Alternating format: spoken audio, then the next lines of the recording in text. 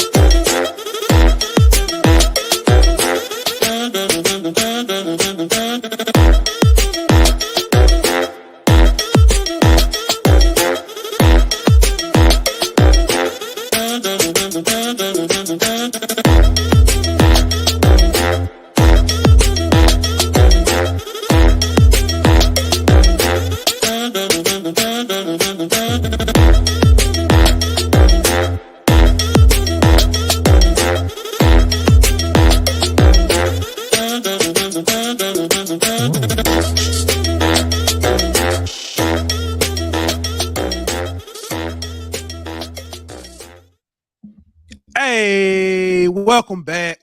Another hot episode of the Geauxlden Boot. It's your boy Pooh Bear. I got my man Aunt Petty Murphy in the building. What's good with you, my boy? What's up with it, dog? Man, we got games this week, bro. It's game week. Kinda, sorta. It's week 0.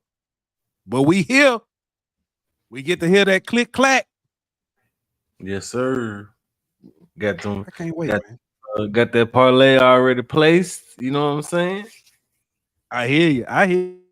I did not do that. I'm slipping on my pimping. I gotta get in some action, man. I gotta get in some action, man. We got a good one tonight, bro. And we got a special announcement too. Man. We've been saying we're gonna kick this thing up a notch. I think it's time we did it. I think we're gonna do it. But man, I'm looking forward to the conversations. Man, I feel like I wore my Houston shirt today.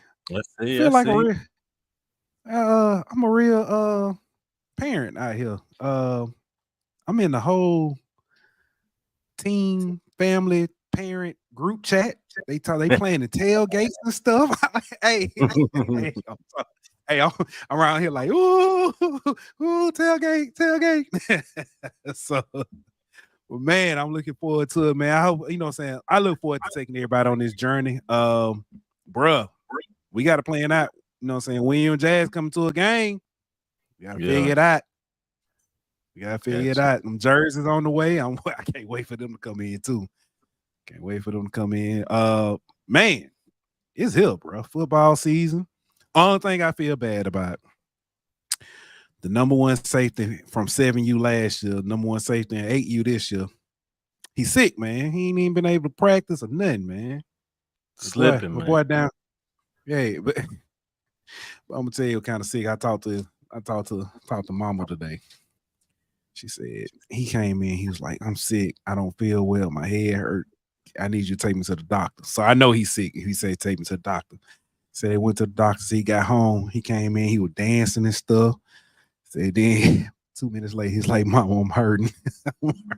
So it ain't funny, but it's funny because if you know Dylan, you know how he is. So, but man, we got a good one tonight. Like I said, we gotta talk about some stuff, man. It's getting crazy, man. It's getting crazy out here. Pictures worth 1,000 words is what they say. We're finna paint this picture for y'all. But first, you know what we got to do? We got to give a shout out to our sponsor at BetOnline. BetOnline.ag. We'll be back in 1 minute. BetOnline.ag is your number one source for all your sports information, stats, news, and scores. Get the latest odds, lines, and player injury reports for this year's NBA and NHL playoffs.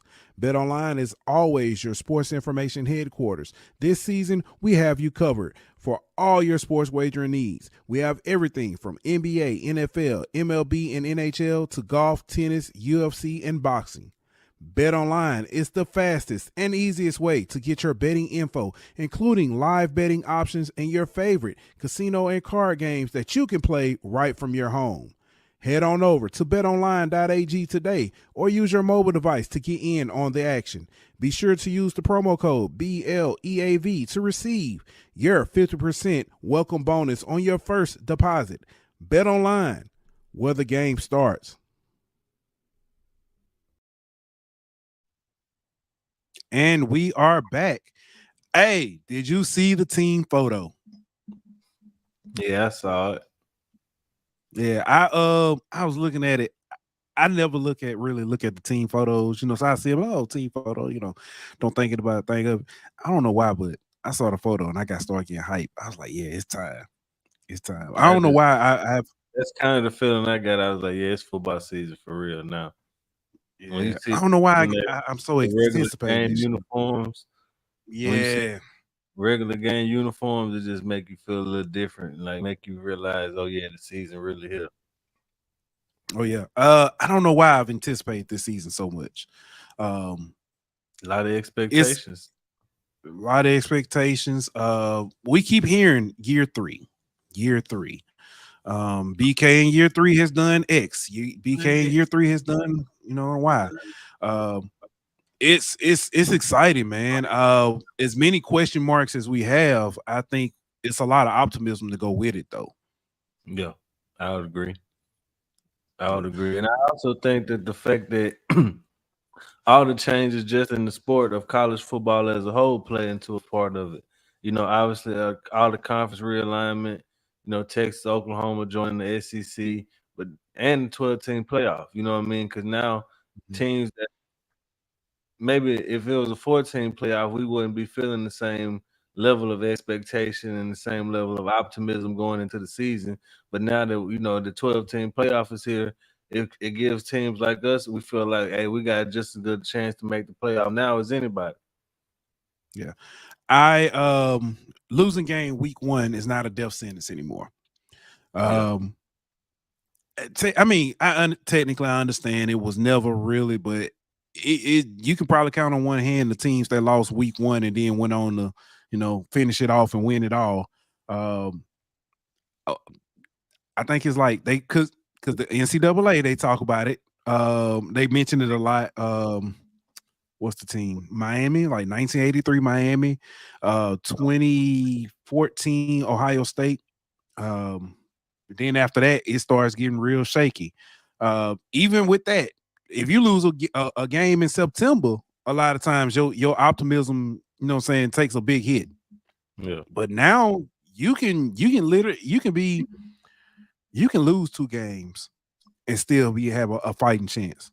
Oh yeah, it's gonna be multiple 2-loss teams in the playoff. I think, but I think when you look at just even a late season loss, you know what I'm saying, losing to Alabama, losing to Auburn in the Iron Bowl, you know what I'm saying, or Michigan losing to Ohio State, or vice versa, that don't necessarily kill you anymore neither. You know what I mean? So it's gonna obviously change your seeding, you know what I mean, but you're still alive, and that's all you can ask for is to have that chance. Yeah. The idea of teams. You still there? Right. Yeah. Hey, I got a new keyboard, and it's a lock button on here. And whoops. That's what that do. But yeah, what I was saying, the idea of teams hosting playoff games at home and having, since some of these matchups that will, saying typically be a bowl game, so saying, for instance, you're LSU, you're a 7 seed, 6 seed, something like that, or 8 seed. You welcome in Notre Dame to Tiger Stadium in December, or you welcome in Clemson. Yeah, you finna play Clemson, so then you're gonna welcome in Clemson in the regular season next year.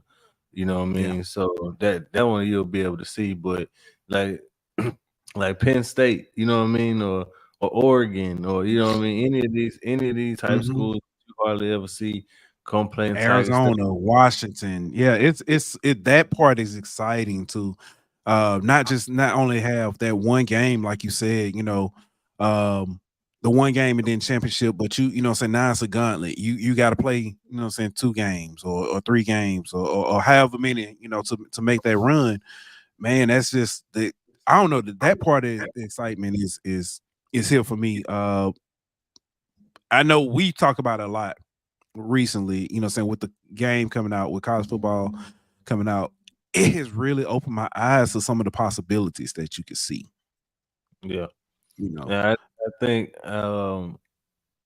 not just the fact that you get to see these matchups, but the stakes that's on the line in these matchups. It ain't just a week 1 opening season or a quote unquote meaningless bowl game. You know what I mean? This is actually, your season on the line in this game. So not only you get these big time matchups, but you get them with no stakes higher than that you can get. And then to your point about the gauntlet, it ain't gonna be no questions of, oh, maybe this wasn't the best team in the country who won the national championship or nothing like that. Because whoever left standing at the end would have went through, like you said, 3 or 4 playoff games to win that championship. So you definitely gonna have to be a pretty good team, and it ain't gonna be no fluky type situation where you got somebody who just kind of looked their way into it, a CFP championship. Yeah, what's good, Big Pressure? But Danny brings up something, and I think it saying what she says has some validity, but I want to add some context to it. She says, I'm calling for a return to the computer-based system for college football. Well, for the CLP. It's not that I don't trust the committee, but I trust them as much as Washington, D.C. I understand what she's saying to an extent, because there were some things in the BCS where it was like, hey, the computer ranked these the 2 best teams, but if we had human eyes to throw in there, maybe we would have put somebody else in there. So I do understand that sentiment. But I don't know. Go ahead, because I think you're finna say what I'm thinking. To that point though, like I don't know about last year with Florida State and Alabama in that situation, but for like the first 5-6 years of the playoff, because they still had a BCS ranking, you could still look them up, and the 4 teams that made the playoffs were the same 4 teams that the BCS had as the top 4 teams. So I mean, it ain't like the committee. The seeding may be different, right? The seeding may be different, but it's the some same. of the seeding was different, but for the most part, it was spot on. But so it ain't like the committee just been getting it completely wrong. And I even last year, when I think ultimately we all feel like Florida State got screwed, what a lot of people do, but I think at the same time, the computers probably would have backed Alabama, considering the strength of schedule and things of that nature. You know what I mean? So I don't even know if last year would have been one where you could say that the committee got it wrong if you were basing it off what the BCS would have done. So I get her point. Take the human element out of it to a certain extent, to whether you can't have the biases, conference bias, school bias, whatever the case may be. But it ain't gonna be too much different if you do switch to the BCS. Yeah, I completely agree. But man, I do want to say this. As we get going, y'all do us a favor. Don't forget to subscribe, like, share. We're getting close to that 1,000. I'm be honest with you, and I forgot about it. Wasn't thinking about it, but I looked up, and next thing you know, we was at like 903. Now I think last time I checked, we had like 957. So we're almost there, man. We almost there. I appreciate y'all telling you, putting your burner accounts on here. Got your baby mama watching football now. Got your baby daddy talking about other schools, and we appreciate that. He likes gymnastics and WNBA now, so I appreciate that tuning in to us. But man, speaking of the change in college landscape, gotta talk about this real quick. I don't know if you saw the story. OK State is putting NIL QR codes, or I'm putting the NIL Collective's QR code on the back of their helmets. Yeah, that's a bunch of BS to me. Because the day before that story came out, or maybe the day that story came out, the head coach Mike Gundy came up there and said, I told all my Stop players, asking for money. well, Yeah. stop asking for more money. We're not negotiating no more. That the time to do that was in December. We worried about football now. Stop having your agents call us asking for more money and all that.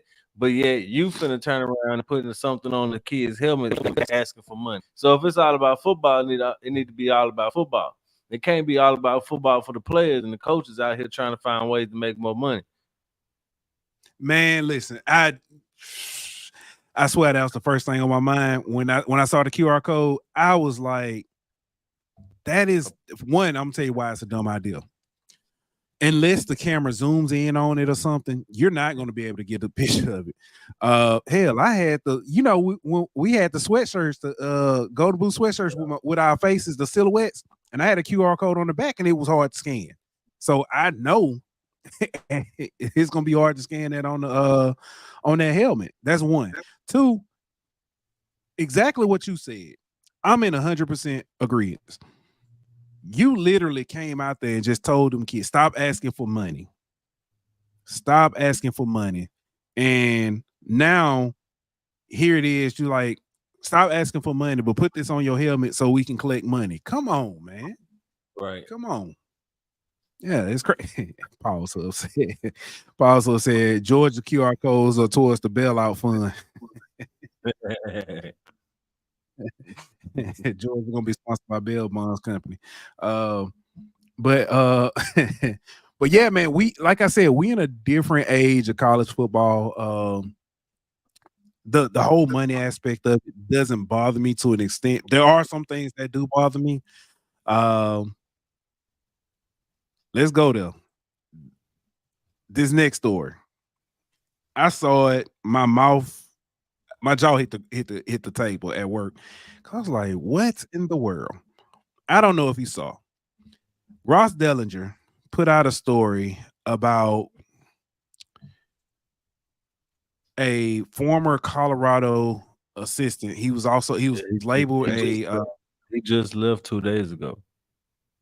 Yeah, he was labeled as a, what was it, special teams coordinator or special team assistant, like that. Yeah, he just left. Reports are this past summer he was in the Middle East negotiating with not Saudi government, but I forget what Saudi Arabians. It's a Saudi private equity fund. Basically trying to raise money for NIL. If you read what's so wild about this story, he said that he had already used up all he's been with Deion since Jackson State. Said that he used up all his resources with the Mormons. Said that was he said $3 trillion worth of resources that he used up with them, and said nobody's answering his calls now. But he was basically over there with the Saudis trying to raise money for NIL. And I'm saying, man, could you imagine what Travis Hunter and Shedeur could do? You know, the images they would have, you know, if we had this kind of money, you know, how we could compete with the Georgias and the Oregons and Clemsons of the world. And the first thing I thought was, NIL is not your offensive line. It don't coach offensive line. NIL don't coach defensive line. I mean, it might bring somebody there. Yeah, but players with it though. You can, but it's just.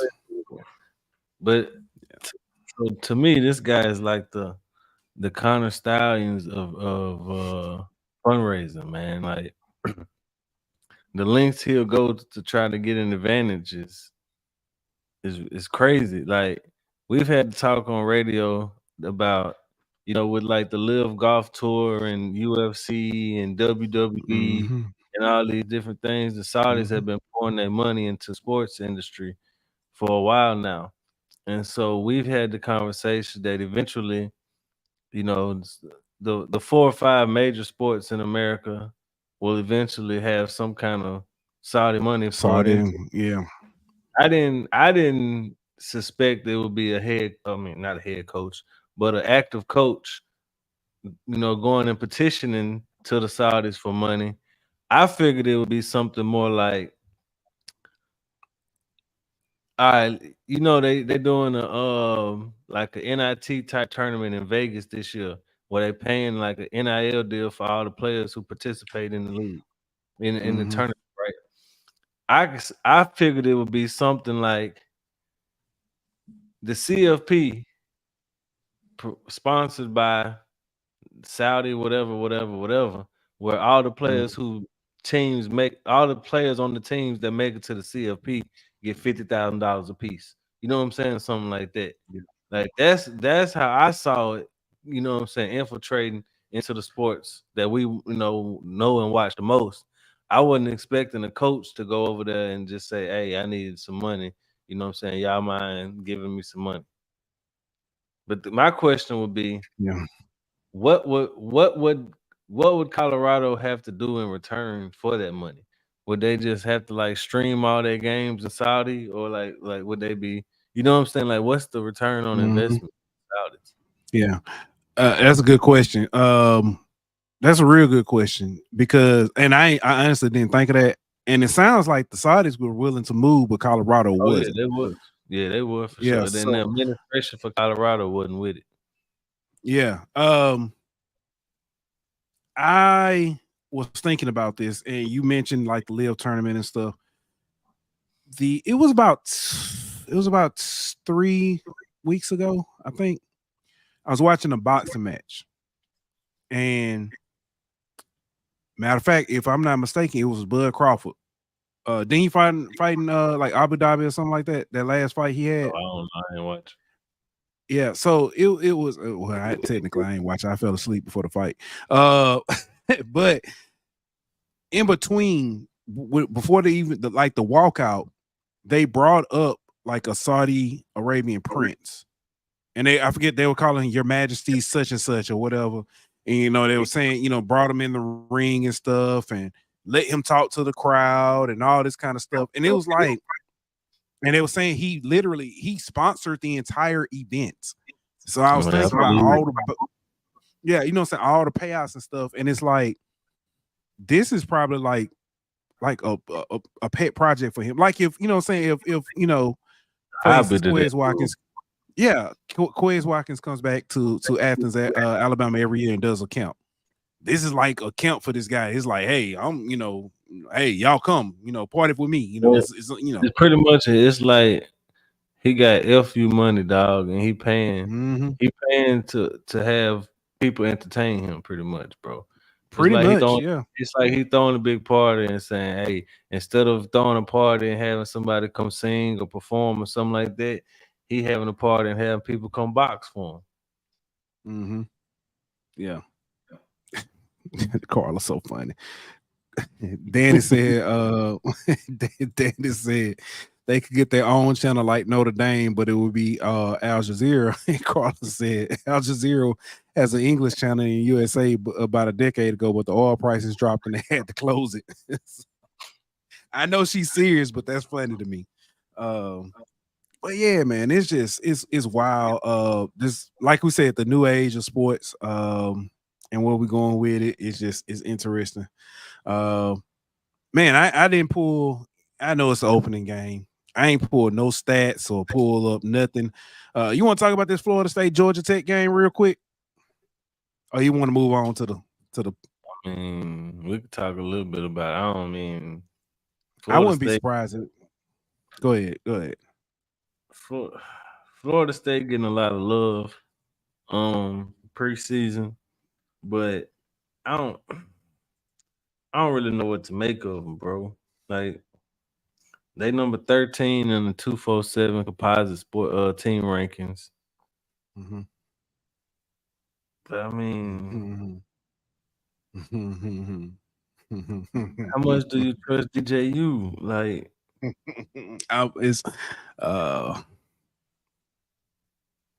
they bring back 56% of their total production from last year. So basically, that's more than I thought. That's more than I thought they was bringing back. Honestly, That's half their team pretty much. You know what I'm saying? Like, yeah. No. I Dennison. don't know. I don't know how much I'm buying into him just because I don't know about DJU. I don't like honestly. Georgia Tech gonna have the best quarterback in the game to me. I think Haynes King probably better than DJU right now. And Well, Georgia Tech was pretty good last year. I know they rolling in recruiting right now, but I don't know how much that's gonna translate to the field. But the fact that they playing in Ireland has to kind of level the playing field a little bit. Nobody's gonna really have a home field advantage. You know what I mean? Like, so I expect Florida State to have more fans, but I don't know.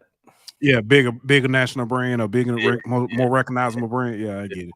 Bigger fan base or whatever. So I mean, I expect Florida State to win, but I don't think it's gonna be like a lopsided score or nothing. Yeah. Well, it's interesting you stay that, and you talked about how much do we buy into Florida State. And we did a preseason top 10. Yep. Let's go ahead and let's take a look at it. Let me get this up. You killed your screen. I did. Can you see it? Yeah, it's Yep. All right, here we go. And this is your preseason top 10. Go ahead and tell the people what you got. That it is. So all right, at number 10, I got Utah. Cam Rising coming back for his 18th season as a college quarterback. They get their tight end back. He was injured last year, so he'll be back. But Kyle Whittingham always got them being a pretty formidable team year in and year out. So I expect them to be in the mix. So maybe a little too high for them, but out of respect for what they've done, over the last 20 years or whatever, I'm gonna put them at number 10. Number 9, Notre Dame. Crazy good defense. I don't know how much I trust Riley Leonard at quarterback, but I think with they schedule, their defense gonna be able to carry them most of the way through that easy schedule that they got. Penn State, it's kind of the same thing. Don't really know about their quarterback. Their defense pretty good though, up front especially. Pretty good running back, and their schedule ain't too tough. They only play Ohio State and USC really. They don't got to play Michigan, so uh, that might benefit them this year. Speaking of Michigan, defending champs, number 7. They would have been higher if they didn't lose so much. Not just players, but coaches also. You know what I mean? Pretty much new coaching staff. Lost a lot on offense. Signal callers, my bad. But yeah. Lost a lot on offense, but their defense gonna be still pretty good. I think they still gonna be a solid team. I don't know if they'll be championship contending type, but I still think they'll be a good team. Number 6, one of the teams with more hype than anybody coming into the season. Ole Miss.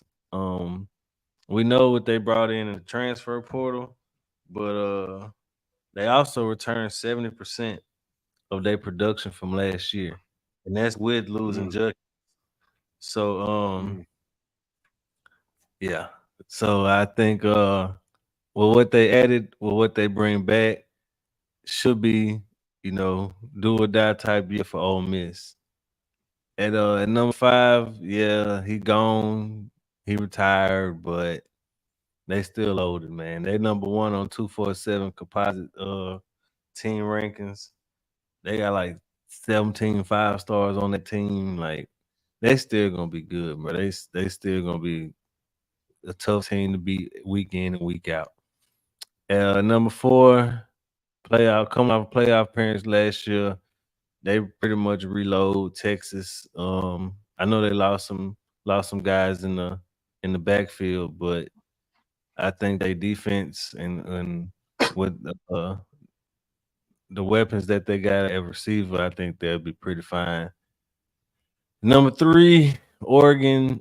They lose quarterback, but get another pretty good quarterback in. They killed the portal. They've been recruiting their ass off, and their schedule is pretty light. So I think they'll be in the mix toward the end of the season. Also, probably playing number 2, Ohio State, in the Big Ten championship. Ohio State probably the biggest winners of the portal, getting Caleb Downs and Judkins and Will Howard, along with some other people. But um, it's do or die for Ryan Day. They got to win a championship this year, so we'll see if they can get it done. Because being number 2 ain't gonna be good enough for them this year. And number 1, I mean, I think they're the best team in college football. Loaded on both sides of the ball. Probably the best head coach in college football right now. Kirby Smart leading the way. So my number 1 team is Georgia. Yeah. All right, man. Looking at your list, looking at my list, they're fairly similar. So let's go ahead and get a look at my list. Here we go. It's funny. Excuse me. It's funny that you mentioned about team, Florida State and how much you're not really buying into them. I think they got enough to survive. I think they, at least starting off, they'll be all right. So I think they're number 10 team right now. Number 9, I got Penn State. I think Penn State is good enough to be dangerous, but not necessarily good enough to win it all. I think they can make some shot, some waves and stuff, and we'll talk about the playoffs and stuff in a little bit. But yeah, that's why I got them. At number 8, I got Michigan. I'm with you. I think they lost a lot. Part of me thinks that they still may have a little bit left in the tank to kind of push, push them over, to at least make some kind of push. I don't think they. I don't know. It's some things that I don't trust, and I think it's the clouds over them is too heavy. Number 7, Clemson. I think Dabo makes another push. He makes a resurgence. I think he comes back, Klubnik, in 3rd year. I think they'll be a lot better. I think defense gets back to what we expect from them, and I think offense will pick things up. Number 6, Texas. I would have had them higher. The losses of the running backs,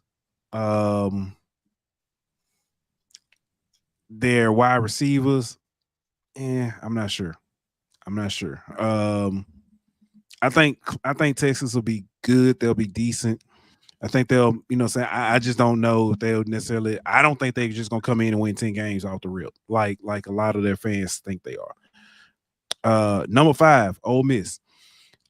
I kind of bought into the hype, but I think, as we get closer to the season, it's starting to come back down to reality. Like when we was talking with Steve Willis, it gave me a lot more respect for Ole Miss and what they're doing. But my question at the end is will Lane get too emotional, make one of them bonehead play calls, try to go for it on 4th down 30 times and end up losing the game? So that's that, or a game or two. So that's there. Number 4, I got Alabama. I still think they're I'm with you. I still think they're a good team. I think they're in the filling out process with DeBoer, though. And so I think that, like I said, right now they're still a really good team, a very talented team. I'm not sure right now. Oregon, number 3, Dylan Gabriel. With his 3rd team, but experience, and with Dan Lanning back there, if he had Bo Nix looking like a Heisman contender, I can imagine what he can do with Dylan Gabriel. Also with the weapons they have, the system they run, it's hard not to feel like Oregon's going to be one of the top teams. And I'm with you at Ohio State number 2, probably one of the most talented teams outside of number 1. I feel like they're going to compete. I think that it's honestly 1 and 2. I could have flip-flopped them. I have a little bit more respect for Georgia, to be honest with you. So that's why Georgia's my number 1 and Ohio State's my number 2.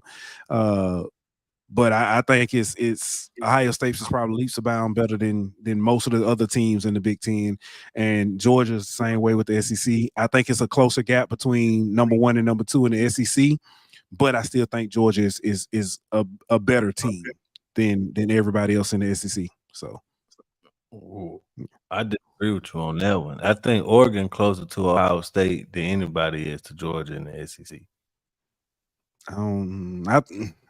That's fair. That's fair. I don't know. I don't think so. I think that. So who the second? You think Alabama closer to Georgia than Ohio State and Oregon? I think Alabama is closer talent wise to Georgia. The only reason why Alabama is if Nick Saban was coaching Alabama this year, then Alabama will probably be my number 3 team, or even number 2. But Nick Saban's not there. DeBoer, I got a great deal of respect for him. I still think this is going to be a filling out process, especially coming into the SEC. So that's why I feel like they're talent wise, they're a lot closer to Georgia than I think Oregon is to Ohio State. I don't know about that one, dog. That Oregon team loaded, bro.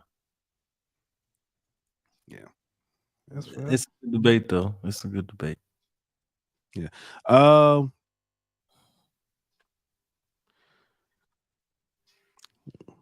Since we're talking about playoffs, since we're talking about top 10 teams, we might as well roll into what we thinking prediction wise for the playoffs. Let's do it. You ready? Let's do it. All right, man. Here's what we think. Preseason playoff predictions. And you got the helm. What you think?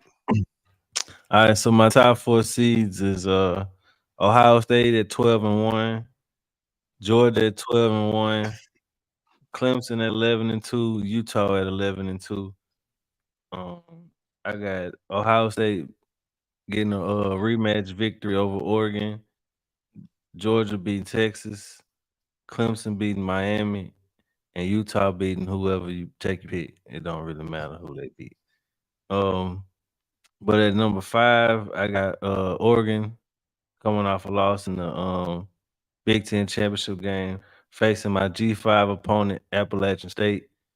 The reason I picked them, the reason I picked them is their schedule is pretty easy, and their toughest game is, I think, could be like a semi-play-in game for this 12th spot. I think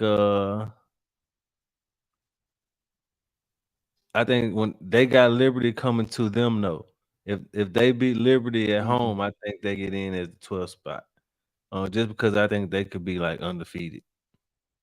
At number 6, I got Texas coming off a loss in the SEC championship game versus Miami, who coming off a loss in the ACC championship game. At number 7, I got Notre Dame versus LSU. Both teams 10-2. BK goes back to South Bend for first time since he left. And at number 8, I got Ole Miss at 10-2 versus Penn State at 10-2. Obviously, as you see, there's no Alabama. I think Alabama might lose 3 games this year. Man, that's wild, man. Alabama losing 3 games? Jeez, man. Well, I thought the same thing. Here's my playoff. So I flip-flop Georgia and Ohio State. I got Georgia as my number 1. I got Ohio State as my number 2. I got Clemson as my number 3, and I got Utah as my number 4. Danny asked, where's all this Clemson love coming from? I'm not on them yet. I'm a schedule person. Look at the schedule. They got Georgia week 1. They got Georgia week 1. They only other tough games Florida State. Or do they even play Miami? No. Okay. See, the way I look at it, it's got to be 2 or 3 teams come out of that conference. So who are they going to be? Who is it going to be? So that's where I'm at with. When you look at like Florida State, they got to play Notre Dame, they got to play Florida, they got to play Miami, and they got to play Clemson. I looked at them games and said they're probably losing 2 of them, right? Mm-hmm. And so then and probably not gonna be Florida, probably not gonna be one of them. So they probably gonna lose to Clemson, Miami, or Notre Dame, Miami, whatever the case may be. But then you look at the other one, you look at Miami. All they really got to play is they play Florida, but that's really it. And Florida State, you know what I'm saying? They got really 2 tough games. If they lose one of them, they still 11-1. And in Clemson, they got Georgia and Florida State. They lose one of them, they still 11-1. You know what I mean? So I just feel like they schedule so easy to where and it's so favorable to where they don't really got no tough matchups. Yeah. All right. But my so bad. I left off at you good. I left off at 4. For number 5, I got Oregon. I'm with you. We already mentioned second best team in the Big Ten. So, but I got them taking on Tulane, and here's the reason why. I've been saying for the last 2 years, that Tulane is going to be the best Group of 5 team. This year, Tulane plays 2 tough out of conference games against Oklahoma and Kansas State. Yep. Now, I understand what you said about Appalachian State, but hear me out. Tulane gets a win over either one or both. I don't think it'll be both, but if they get a win, and Tulane's roster is loaded. They do got Kansas State at home. Yeah, if they get a win over Kansas State, tell me that's not going to weigh in on the playoff committee. I mean, it might. It will. It will. If they go 12-1, if they go 12-1 or 11-1, can they win the rest of their games? I think they can. With the roster they have, and I think it's possible, but I'm just saying, like, yeah. So that's why I see Tulane making a move. So next at number 6, I got LSU taking on number 11 Penn State, bringing Penn State to Tiger Stadium, man. At number 6, Kevin Franklin. Yeah, I got them in number 6. So that means they lost to Georgia. So in the championship. Either that or anyway. Got Ole Miss taking on Notre Dame, as the Ole Miss is number 7, Notre Dame is number 10. My 8-9 matchup, I got Tennessee taking on Miami. Interesting. I like Tennessee, bro. I'm kind of high on I understand Chris. I don't know Chris watching. My question is rookie Nico. Freshman Nico. Well, first year playing Nico. You know what I'm saying? That's my only question about Tennessee. But they do got Bama at home though, which hypo. Listen. I believe I got a hot take for you. Let's go. I don't think there will be an undefeated Power 5 team or Power 4 team. I agree. Completely agree. I got Georgia losing at Texas in the regular season and then beating Texas in the SEC championship game. I got Oregon beating Ohio State in the regular season, then Ohio State beating them in the rematch in the Big Ten championship. I got Clemson losing to Georgia. I got Miami losing to Florida State. I got Florida State losing to Clemson and Notre Dame. You know what I'm saying? Everybody find somebody to lose to. Yeah, basically. Yeah, I can see it. Interesting year though, man. It's gonna be interesting. Very interesting, man. But man, you got anything else before we wrap up on football? Hold on, I'm trying to see if make sure. Actually, you know what I do, guys. This ain't football, but this is this ain't college football. This is NFL football. But we can talk about it. Jamar Chase look like he might be end up being a holdout. Dum. Yeah.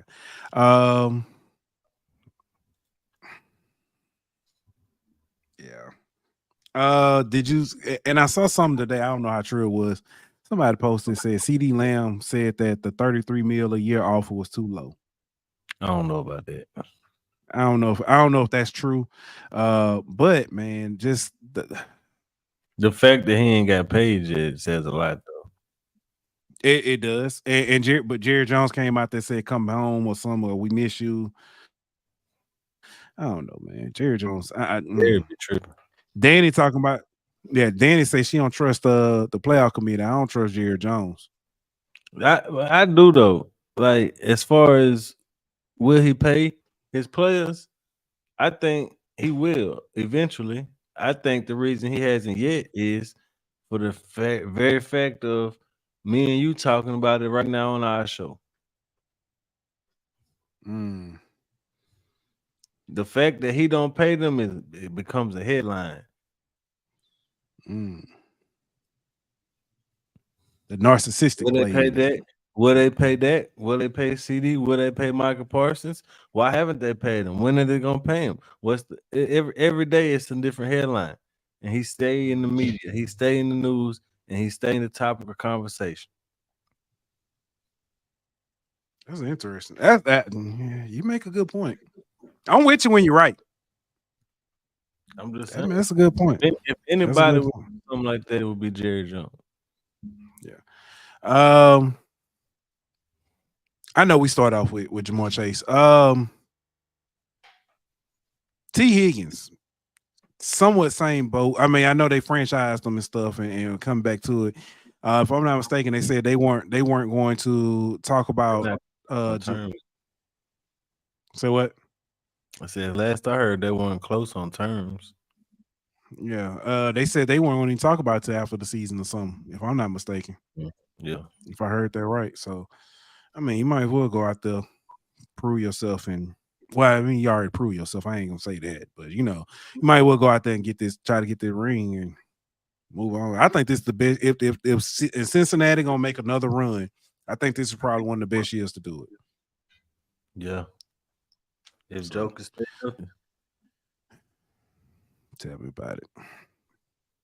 If he don't stay healthy this year, at what point do we start asking, is he injury prone? Because he missed his third year at Ohio State for a broken hand. He played through it, but he had a separated shoulder at LSU in his first year. Yeah, I mean, and played through that. So you make got hurt his rookie year. And got hurt his rookie. Then got hurt his third year. Then got hurt again last year. Got to be more careful. Speaking of being more careful, I think we need to be careful on how we judge some of these players that came through LSU and played under a certain defensive coordinator. Omar Speights in week 2 of the preseason was the highest graded rush defender for the Rams. Somebody got on Mr. Clean Jersey, as somebody said, calls him. Somebody got on here during the season last year and said, I wonder if it's the coaching. I wonder if it's the scheme. Because these players can't be that bad. I'm just going to say, when Major Burns break out this year. All I'm saying is, talking about some of y'all. All I'm saying is, y'all know who he is. They in the chat too. We got too much talent for the defense to be that bad as a collective, bro. You know what I'm saying? It's a common denominator. It's a common denominator, dog. Man. And the fact that man might have cost us the national championship because of that defense doesn't sit well with me.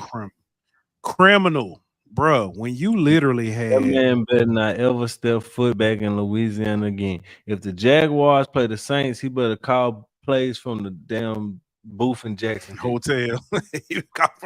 Well, he ain't the coordinator down there, so he it don't matter. So yeah, he better stay in the locker room. Stay in Jackson. No, he can't even fly on the plane to Louisiana. Stay your ass in Jacksonville. There's plenty to do in Duval. Go find you something. Yeah, bruh. I really do wonder. I said it. Missed tackles and stuff is one thing. People being out of position and stuff. It's that locker room was fractured. Well, at least on the defensive side of the ball. Hold on. Mhm. Then Omar Speights answered a looming question in that game. It was coaching.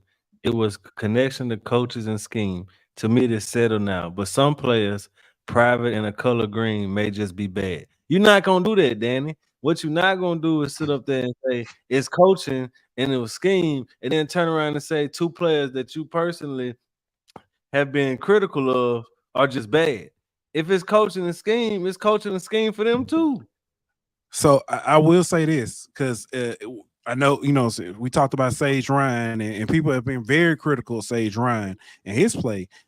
Sage Ryan looked a lot better last year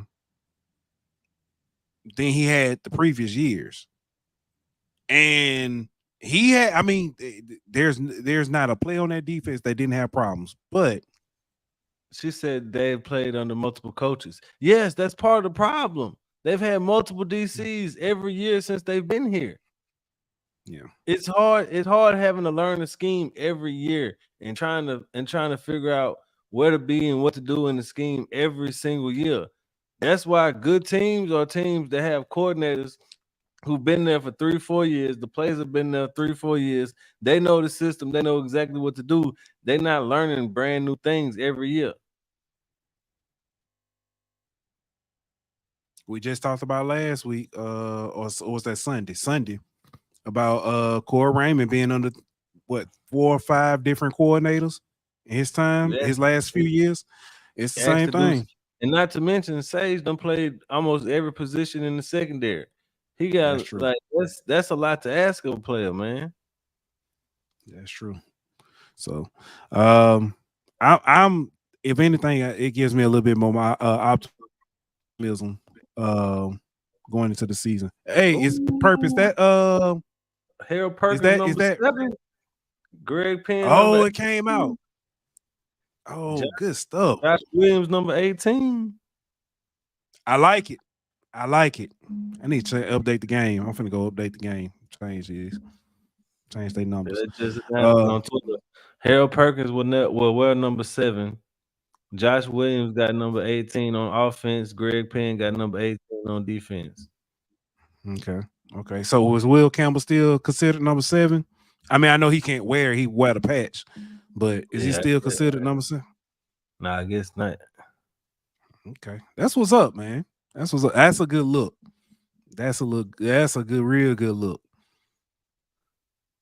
Speaking of Will Perkins and Harold, Will Campbell and Harold Perkins, they the two Tigers who made first team preseason All ACC coaches team, and along with Xavier Thomas. Perk says 7 finally back on defense. Yeah, right. What it should be. Kyron Lacey, Major Burns, Emory Jones made second team. Mason Taylor, Xavier Thomas, and Slade Roy made third team. So Xavier Thomas made first team all purpose and third team return specialist. That's crazy. That's dope. That's dope. That's dope. It's about to I feel like it's gonna be a special year, bro. It's gonna be a special year. All right. Man, let's get ready. Let's go ahead and get ready to wrap this up. I gotta get ready to pack. Man, this story seems like it should have happened a long time ago. It seems like it was looming. A match made, and I don't know it took so long. Angel Reese and Reese's Pieces are partnering up for an endorsement deal. Getting to the bag. Bruh, what took so long? What took so long? I think that was like an easy. That's just that to me. That's just about as easy as Kool-Aid McKinstry getting a deal with Kool-Aid. Yeah, that's about as simple as Asia Wilson getting the sponsorship with Wilson, but that didn't happen. So they chose another athlete over Asia Wilson. They chose another WNBA player over Asia Wilson. I don't even want to ask who. It's like right there in your face. Right there in your face, and you choose something else. It makes no sense to me, man. But yeah, shout out to Angel though. That's a major deal. Yeah, that is true. Miss Perk said Perkins had made us buy 3 different jerseys. That's true. Yeah, That's true. He getting his NIL money for them jersey sales. He like, Yeah, that's I'm gonna facts. make Big him buy a facts. different one every year. That's big facts. Speaking of, since we still talking about women's basketball, what time? What's the time on it? 56:40. Hey, women's basketball schedule came out, and I was waiting on. There was supposed to be another big announcement for this major non-conference game, and I didn't see it. Look like we're gonna be the champions of Louisiana again.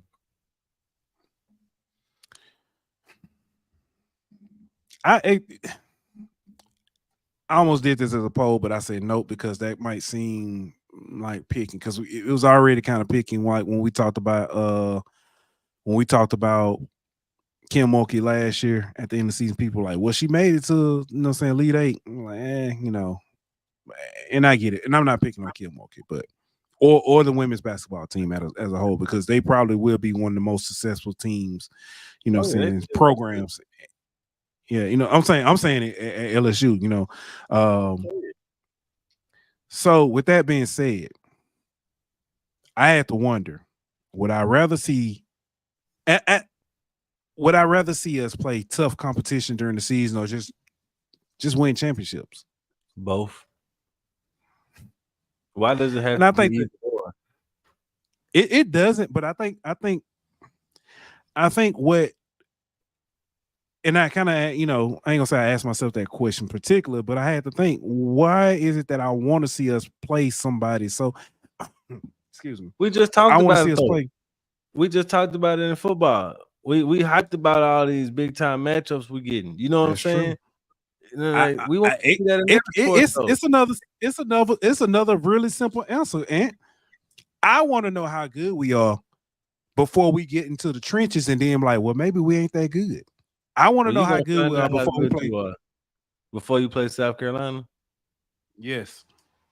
I'm with you. But you're going this year, and it might be one reason why they didn't make such a tough non-conference schedule is because the conference got better. Like we talking about it with football, about adding Texas and Oklahoma. But that's true. Texas and Oklahoma and women's basketball too, and men's basketball for that matter. You know what I mean? But like Madison Booker and them, LSU got to play them. That ain't gonna be no easy push, and you got to go to Texas. You know what I'm saying? So it's gonna be pretty tough, man. Like in conference, as usual, you're gonna have to play South Carolina. Tennessee ain't gonna be no pushover. We've seen what Auburn and teams like that can do to us whenever we don't bring our best game. So conference is tough enough as it is, to where there's really no need to play these big time non-conference games. And like Kim has this formula that she does every year, and it's one of 4 natties. You know what I'm saying? So like, who the hell am I to question her formula? You know what I'm saying? That's but true. At the same Very time, true. As a fan, I want to see us play USC. I want to see us play Notre Dame. I want to see us play these big time matchups. And to be fair, there's still 2 question marks on the schedule to be determined date. You know what I'm saying? That's true. It could be big time opponents in those matchups. So while as a fan, I'm upset that I didn't see UConn or USC or Notre Dame or Iowa State or somebody like that on the schedule. I got a little bit of trust in Kim, and she done built up enough equity to where, you know what I'm saying, she's earned the right to do what she wants with her schedule. Completely agree. Hey, before we get ready to get, make our announcement stuff, Alex said, first time listener, love the podcast. Man, appreciate it, Alex. Come back. Tuning in, man. Yeah, appreciate it. Definitely come back and like, subscribe, share, let let your friends know. Think you'll enjoy it here. Hold on, let me take that down. But yeah, I'm with you, Ant. I'm definitely with you. Before we go, Danny want us to talk about Malik and Jaden betting. Yeah, I saw she mentioned it. So tell me about the bet, because I don't know the bet. So it came out a little while ago that they had made a bet on who would win Rookie of the Year. It's like $10,000 or something like that. Well, Gotcha. apparently that they got reprimanded for their supposed bet, and when got got preached and taught the gambling rules and all that kind of stuff by the NFL. So, oh man, I get it. Back in the day, people used to do that all the time. Teammates would bet and all this kind of stuff. Like Jordan played his teammates in the NBA for cars and all this kind of stuff. You know what I'm saying? Like, but the difference is nobody went on a public platform and spoke about it before it happened. Not just that, nobody's making money off of it either. Outside the but anyway, never mind. I get like to the point like Danny say it ain't like they made a bet with a sports book or nothing like that. You know what I mean? But at the same time, it wasn't no reason for him to open up his mouth and tell nobody about that. Yeah. You could have said, we made a little bet, 100 push-ups. You know what I'm saying? Like, don't nobody gotta know what it really was. Yeah. That's this new generation though, man. They talk too much. Yeah. Yeah, man, I understand about talking too much. I ain't been able to keep my composure and hold this in. So I'm gonna go ahead and share it with y'all. Ladies and gentlemen, we got a website. We have a website now, GeauxldenBoot.com. As you see, it says welcome to the Geauxlden Boot, your go-to spot for sports info, entertainment, and news. We'll be trying to put more content out here for y'all as far as like we'll put some, stats, betting stuff in here now. It's the latest. In the latest news, we put our playoff predictions on here. You can actually go to it, check it out, see what we got, see it up close and personal.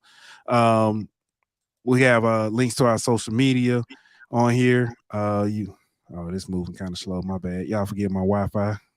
It ain't mine. It's what it is. Y'all know what it is when I'm on the road. But we got links. It's got our, some of our Instagram, clips on there. Got links to all our social media. I'm gonna go back and put on our links to the audio platforms just in case somebody wants to listen there. Eventually, we'll get here. We'll have stats and stuff for throughout the weeks. Probably have we've been talking about how we're gonna do that. Our top 10s when we go throughout the week, we'll have that. For the Geauxlden Boot, we'll have top 10s for HBCU Hour. We'll have betting info on there, different sites, different, promos we may hear about. We'll make sure we put all this stuff up there for y'all and, so y'all can check it out and stuff. But definitely, y'all do us a favor. Right now, we're not charging anything. We might get there. You may give us $2 on or something. $2, $3, something like that. I don't know. Just keep the site up. Something like that. But I'm excited about it. Unless somebody want to sponsor it, you know what I'm saying? Hey, you playing. Yeah. But yeah, for real though.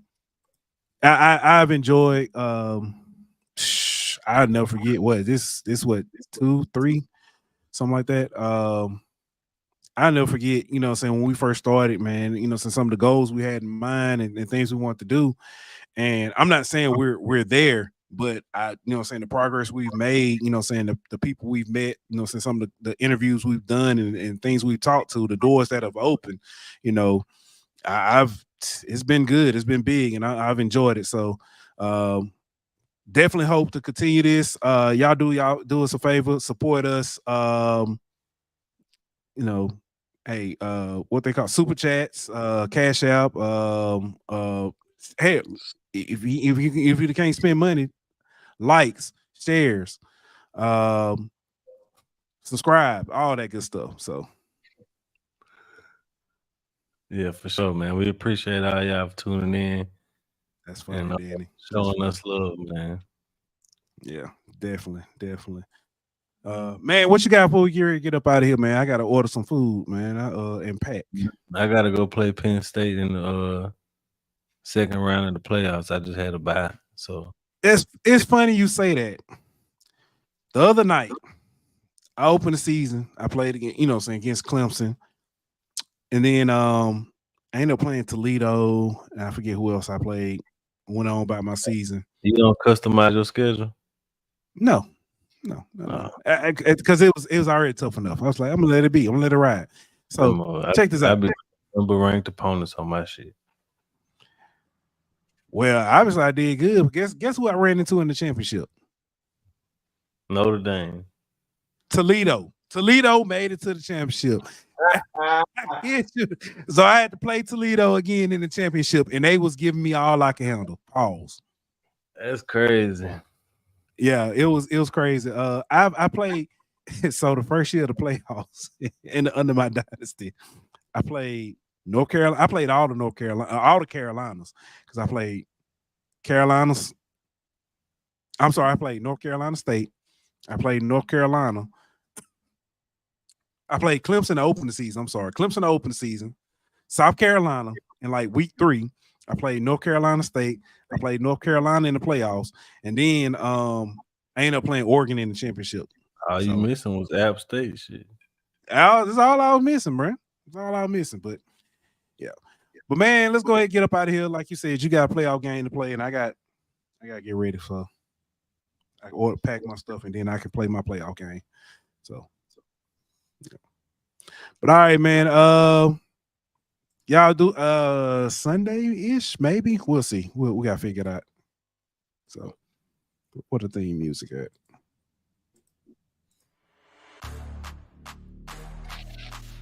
All right. We'll be back.